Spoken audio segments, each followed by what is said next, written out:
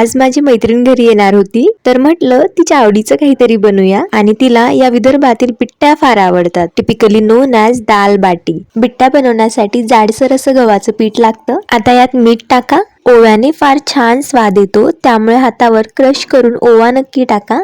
त्यानंतर पांढरे तीळ टाका, थोडासा बेकिंग सोडा टाका. आता यात हळद, थोडंसं गरम तेल आणि पाणी टाकून उंडा छानसा मळून घ्या. उंडा मळल्यानंतर त्याला 5 मिनिट रेस्टवर ठेवा, जेणेकरून आपल्या बिट्ट्या मऊ आणि खुसखुशीत होतील. आता उंडा घेऊन त्याच्या लाट्या लाटून घ्या.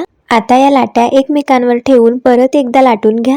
आता या लाट्यांना छानसं फोल्ड करून घ्या, जेणेकरून आपल्या बिट्ट्यांना छानसे पडदे येतील आणि त्या खुसखुशीत होतील. आणि त्याचा परत एक उंडा बनवा. आता याला स्टीम करण्यासाठी मी इडली पात्रामध्ये उंड्यांना ठेवला आहे. उंडा स्टीम होईपर्यंत बिट्ट्यासोबत लागणारी आपण वांग्याची भाजी बनवूया. वांग्याची भाजी बनवण्यासाठी वांग्याला कापून असे बारीक बारीक काप करून घ्या.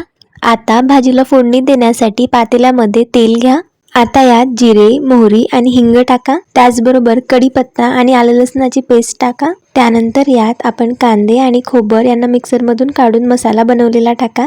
आता भाजीला परतून थोडंसं तेल सुटू द्या. त्यानंतर त्यात लाल तिखट, हळद, धनिया पावडर आणि चवीनुसार मीठ, त्याचबरोबर गरम मसाला टाका आणि मिश्रण व्यवस्थित मिक्स करून घ्या.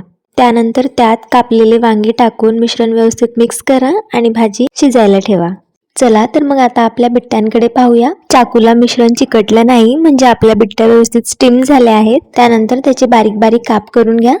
त्यानंतर या कापांना तळून घ्या आणि आपल्या खुसखुशीत बिट्ट्या अशा एकदम तयार आहेत. तुम्ही याला वांग्याच्या भाजीसोबत आणि डाळीसोबत पण खाऊ शकता. भेटूया अशाच नवनवीन रेसिपींसोबत. तोपर्यंत चॅनलला लाईक, शेअर आणि सबस्क्राईब करा.